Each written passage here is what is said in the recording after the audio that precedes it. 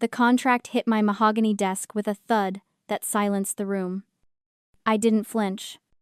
I just looked up at Tyrell, my fiancé of 6 months, whose face was flushed with an audacity I had never seen before. "Sign it."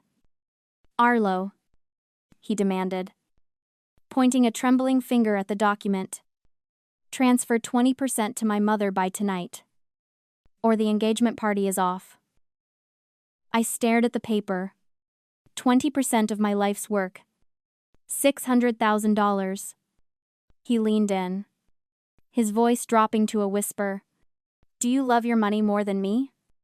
Please leave a comment letting me know which city you're following from. I really want to know who's listening to this story." I didn't answer him immediately. Instead, I looked past him, through the glass walls of my office, at the bustling team preparing for the biggest gala of the season. They saw a woman in a tailored cream suit, a CEO of a $3 million empire. They didn't see the ghost of the girl I used to be. The girl who slept on the floor of a storage unit for 6 months because she couldn't afford rent and inventory at the same time. The girl who ate canned tuna for dinner 3 nights a week so she could buy premium silk flowers for her first client.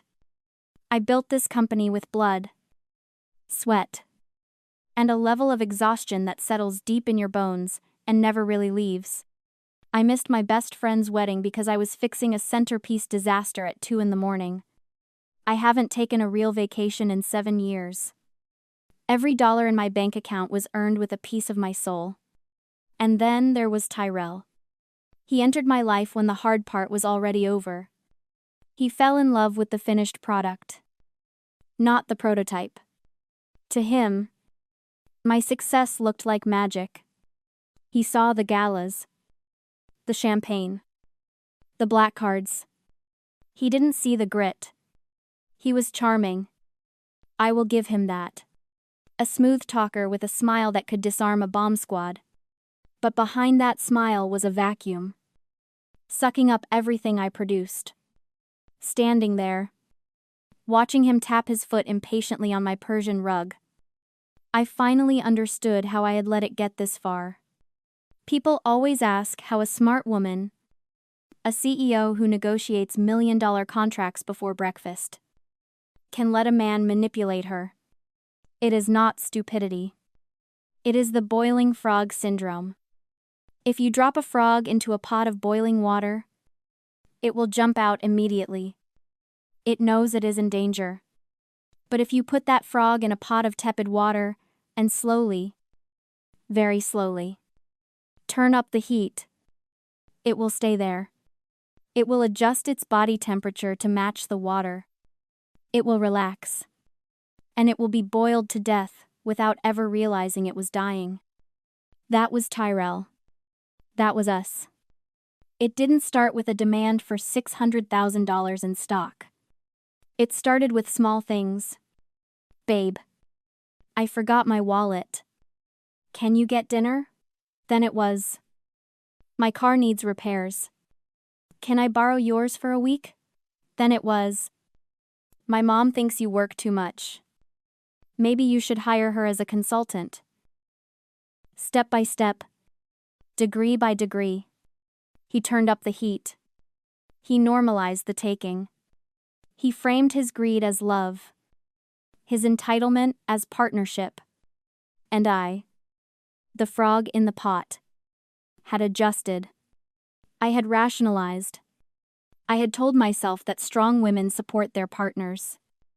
I had told myself that money didn't matter as much as companionship.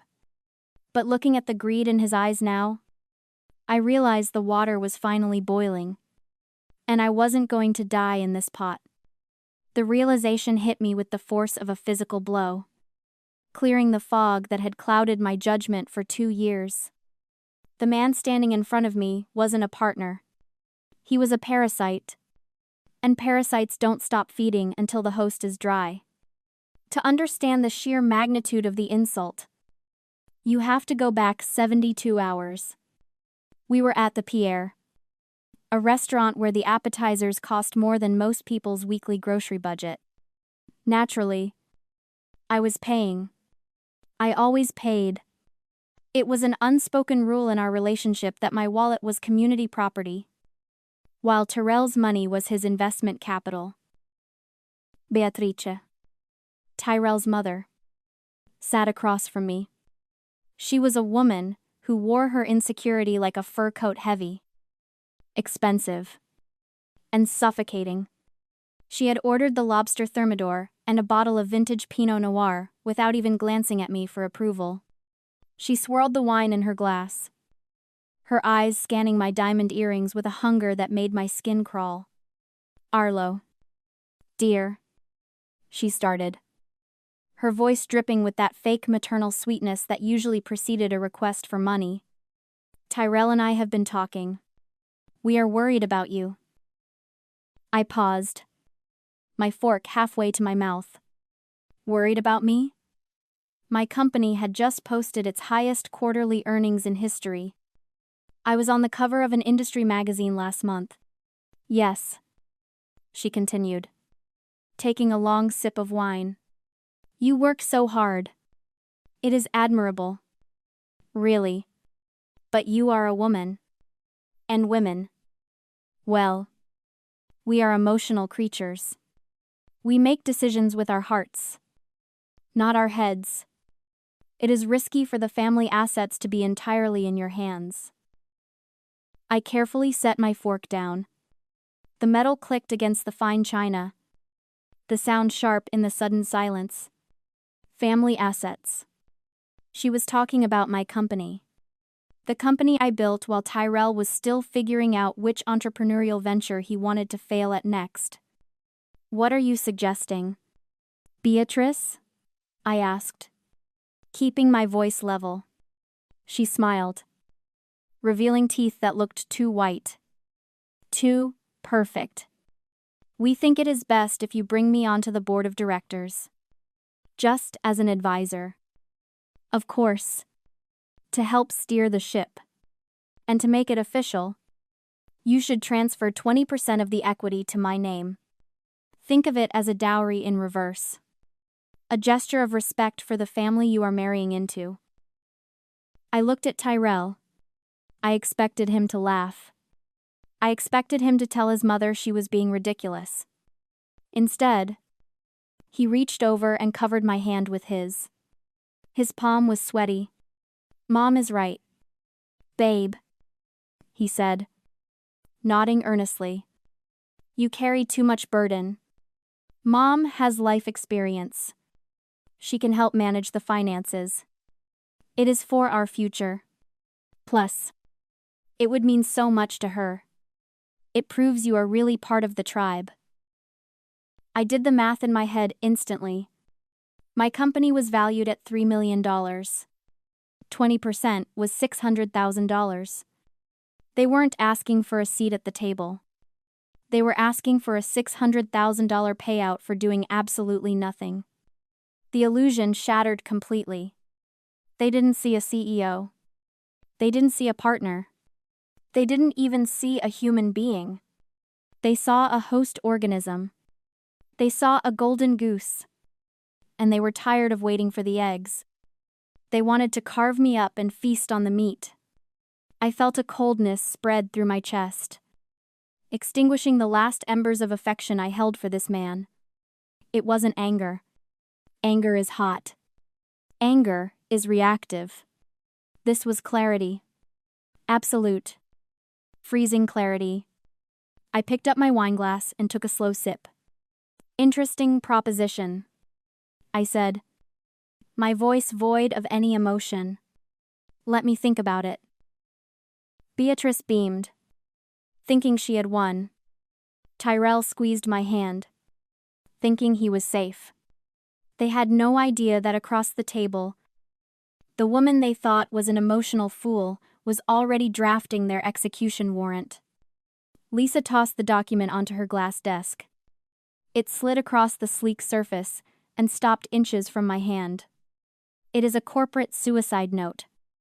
Arlo, she said, her voice devoid of its usual warmth. If you sign this, you are handing them a loaded gun and pointing it at your own head. I stared at the clause she had circled in aggressive red ink. Irrevocably, transfer. Board seat with full voting rights? They said it was just a formality. I said quietly, testing how the lie sounded in a room built on truth. It is never a formality. Lisa countered, leaning forward. Once they have 20%, they have leverage. They can block decisions. They can demand audits. They can sell their stake to a competitor if they get petty.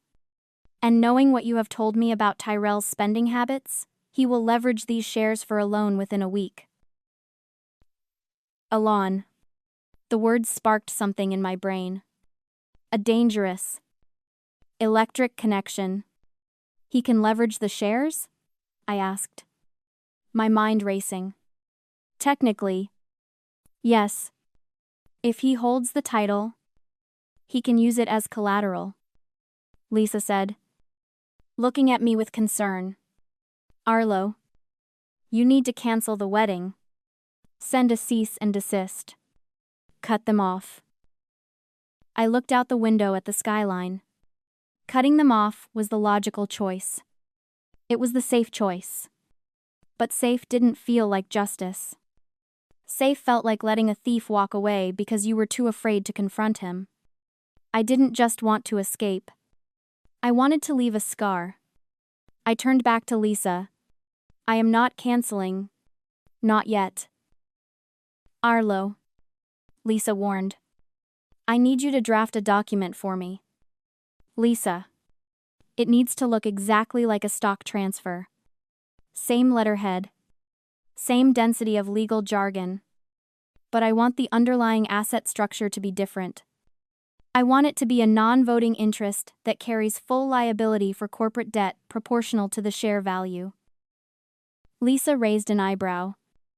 A slow, sharp smile spreading across her face. You want to trap them. I want to teach them a lesson in economics. I replied. In relationships, we are taught that talking about money is tacky. We are told that love should be blind to bank accounts. That is a lie designed to keep victims quiet. The truth is, money is not just currency. It is an iron shield. It is the steel wall that protects your dignity when love turns into exploitation. Why can I sit here and plot my revenge instead of crying in a bathroom? Because I own the building. Because my name is on the accounts. Because I never handed over my oxygen tank to someone else to breathe for me. My financial independence gives me the power to walk away. But my pride demands that I burn the bridge while they are still standing on it. Draft it, I said, standing up and smoothing my skirt. Make it look expensive. Make it look official. And make sure that if he tries to use it as collateral, the only thing he owns is the debt. Lisa pulled her laptop open, her fingers hovering over the keys.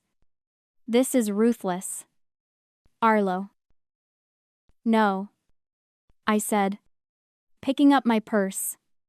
Ruthless was eating ramen for 3 years so I could build a legacy. Protecting it? That is just business. I chose the moment carefully. It was 7:30 in the evening.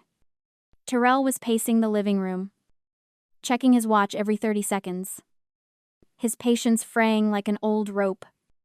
I walked in and placed the heavy, cream-colored folder on the coffee table. I signed it. I lead. My voice was steady, betraying nothing. Tyrell stopped pacing. He looked at the folder, then at me. A slow, triumphant grin spreading across his face. He didn't ask if I was okay. He didn't ask about the terms. He just lunged for the folder like a starving wolf snapping at a piece of meat. He flipped it open, his eyes scanning rapidly. He wasn't reading the clauses. He wasn't checking the liability stipulations or the vesting schedule. He was looking for one thing, the numbers. And there they were, printed in bold. Undeniable ink, 20% equity. Estimated value, $600,000. See, he said, looking up with a smug satisfaction that made my stomach churn. Was that so hard? It is just business. Babe. Now we are partners. Real partners. He didn't notice that the document was titled Notice of Intent to Transfer, not Deed of Transfer. He didn't notice the clause on page 4 stating that the transfer was subject to ratification by the full board of directors and that the recipient accepted full personal liability for any pre-encumbered debts associated with the intent. He saw the zeros. He saw the dollar sign. He saw his ticket to the high life. I have to go, he said, snapping the folder shut and tucking it under his arm. I have some errands to run before the rehearsal dinner tomorrow. I knew exactly where he was going. For months, he had been obsessing over an acid green Porsche 911 GT3 sitting in a showroom downtown. He had visited it 3 times. He had the brochure on his nightstand. He just lacked the credit score and the down payment. But now? Now he had a document that said he was worth over $500,000. I watched from the window as his taillights faded into the night. I didn't need a tracker to know what was happening. I could picture it perfectly. He would walk into that dealership, chest puffed out, waving the folder at the finance manager.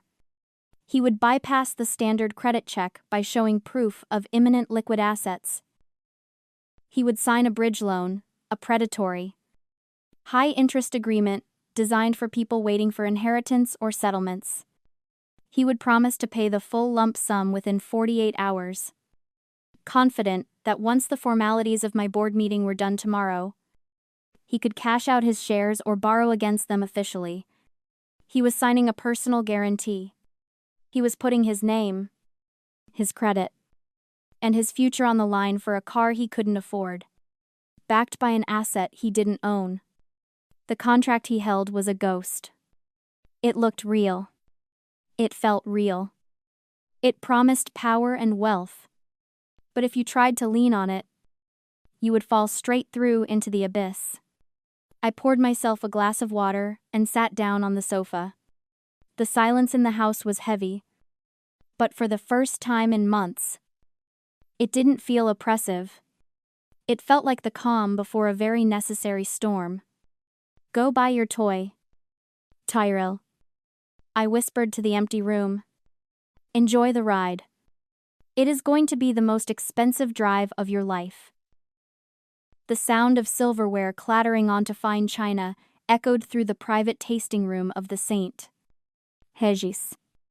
This chicken is dry, Beatrice announced, pushing the plate away with a grimace of theatrical disgust. It tastes like poverty. I sat silently at the head of the table. To my right was Tyrell, scrolling on his phone, looking at photos of his new car. To my left was Beatrice, flanked by her sister, Aunt Linda, and a cousin I had never met. They weren't just tasting food for the rehearsal dinner. They were celebrating a victory they thought they had already won. Sarah, the hotel's catering director and a longtime business associate of mine, looked at me with wide, panicked eyes. Arlo, she stammered.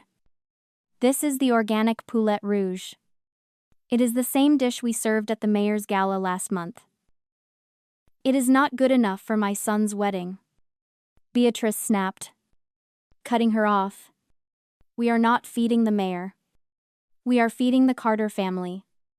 We need something with presents. She picked up the menu, her gold bracelets clinking together. We will take the Wagyu beef and the lobster tower option. For everyone. And switch the house champagne to Dom Perignon. Sarah's jaw dropped. Mrs. Carter. That upgrade is $500 per head. With 200 guests. That brings the catering budget alone to $100,000. Beatrice waved a dismissive hand.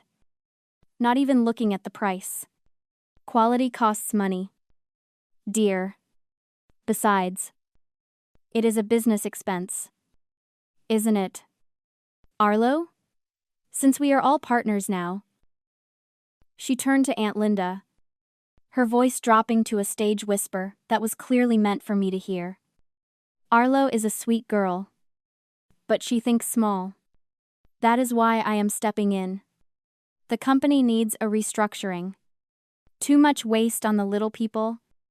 Not enough focus on the executive image. Once I am on the board next week, we are going to make some changes to the payroll.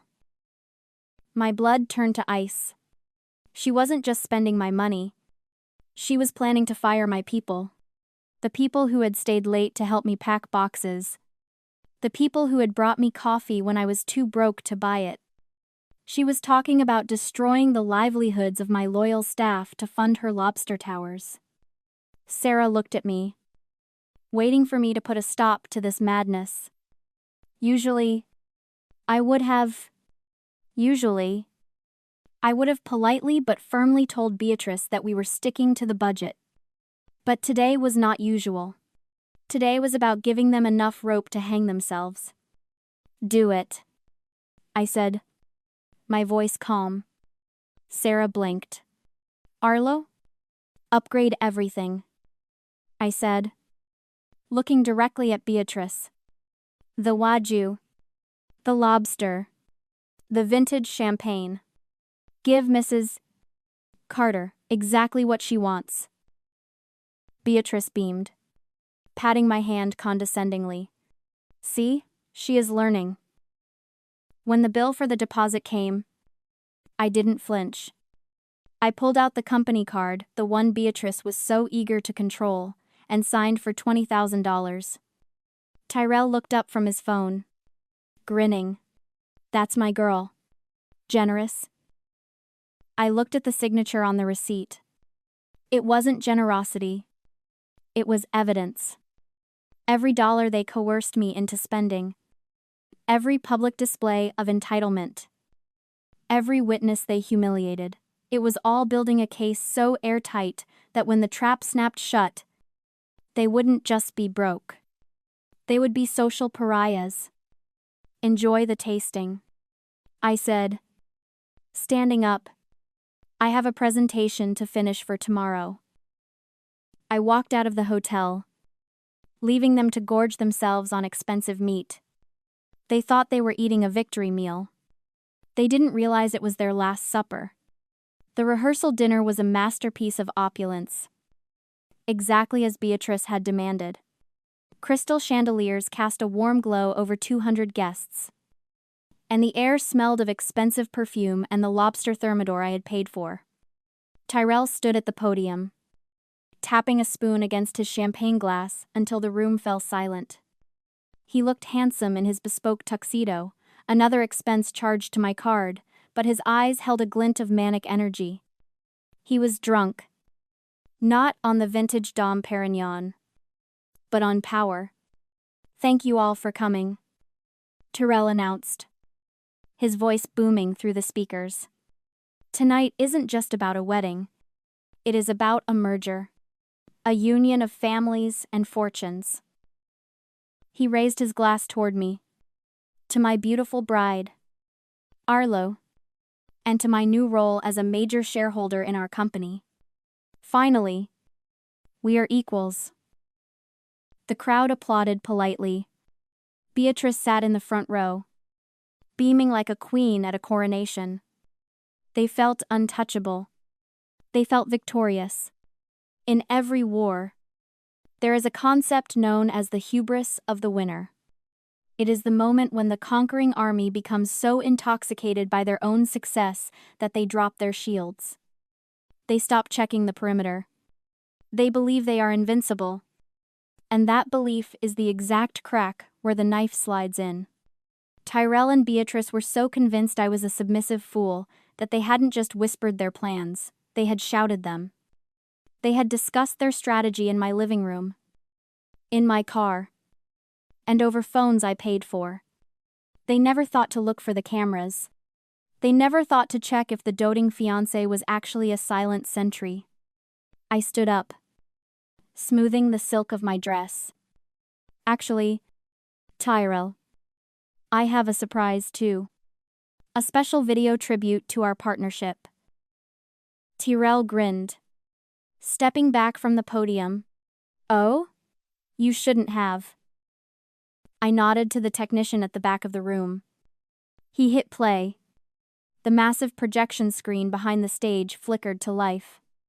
But instead of a montage of romantic photos set to a love ballad, grainy footage appeared. It was dated 3 days ago. The location: Beatrice's living room. The audio was crystal clear.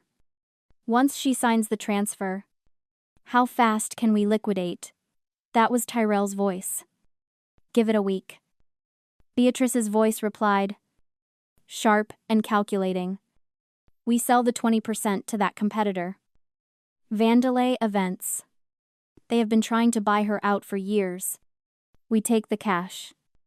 Pay off your gambling debts. And you buy that car. Who cares if the company collapses? We will be rich. God. She is so stupid. Tyrell laughed on screen. She thinks this is about family. I can't believe she bought it. The silence in the ballroom was absolute. It was a physical weight, pressing down on everyone. Tyrell froze, his glass halfway to his mouth. Beatrice's face went the color of ash. I walked up to the podium and took the microphone from Tyrell's limp hand. I am sorry to disappoint you, I said, my voice echoing through the silent hall. But you can't sell what you don't own. Tyrell stammered, pointing at his jacket pocket where the document was. I have the contract. You signed it. Pull it out. Tyrell. I commanded. Read the title. He fumbled for the folder, his hands shaking so violently he nearly dropped it. He ripped it open. Notice of intent to discuss transfer. I read aloud from memory. It is a non-binding expression of interest. It grants you 0 equity, 0 voting rights, and 0 assets. It is a piece of paper. Tyrell. Just a prop for a performance you didn't know you were in. Beatrice stood up, knocking her chair over. You tricked us. No, I said coldly. I audited you. And you failed. The chaos in the ballroom was interrupted by the heavy thud of the double doors swinging open. 2 men in dark windbreakers walked in. They didn't look like wedding guests. They looked like consequences. Tyrell Carter? The taller one barked, scanning the room. Tyrell wiped sweat from his forehead, looking like a trapped animal. Not now. I am in the middle of something. The man stepped forward, holding up a clipboard. You signed a 48-hour bridge loan with Apex Lending to secure a down payment on a Porsche GT3. The term stated immediate repayment upon liquidity event. Your bank just declined the draft. Tyrell laughed nervously, waving the worthless folder. There is a mistake. I have the assets. I have the stock right here. I stepped down from the podium, my voice cutting through the air like a gavel. He doesn't have the assets. I told the repo man. That document is a notice of intent. It has no cash value. He effectively secured that loan with nothing but a wish and a prayer. The repo man looked at Tyrell, then at the folder, then back at Tyrell. His expression hardened. Then you are in default. We are repossessing the vehicle. And per the personal guarantee you signed, we are initiating a lien on your personal bank accounts to cover the fees. Tyrell turned to me, his eyes wide with terror. Arlo. Wait. You can fix this. Just write them a check. We are partners. Remember? I looked at him. Really looked at him. The charm was gone. The handsome facade was melting away, leaving only a desperate, greedy child. I reached for my left hand and slid the diamond engagement ring off my finger. It felt heavy, weighed down by months of manipulation and lies. I placed it on the podium. Sell the ring. Tyrell, I said. It should cover the interest on your debt. Beatrice rushed forward, grabbing my arm. You can't do this. We are family. You are humiliating us. I pulled my arm away, dusting off the sleeve of my dress where she had touched me. You humiliated yourselves. I just turned on the lights. Security. I signaled to the guards standing by the exit. Please escort Mr. Carter and his mother out of my venue, and ensure they don't take any of the lobster on their way out. 6 months later, I sat in my office, signing the contract for the biggest merger in the city's event industry. My company wasn't just surviving, it was thriving. The dead weight was gone. I heard through the grapevine that Tyrell had filed for bankruptcy. The bridge loan, combined with his other hidden debts, had crushed him. He was currently working at a car rental counter at the airport, renting out the Porsches he used to dream of owning. Beatrice had moved to a smaller town, unable to face the social circle she had tried so hard to impress. I walked to the window and looked out at the city skyline. They tried to break me. They tried to turn me into a stepping stone for their own ambition. But they forgot the most important rule of business. Never underestimate the person who built the castle you are trying to steal. I didn't need a prince. I didn't need a savior. I had my mind, my name, and my shield. And that was more than enough.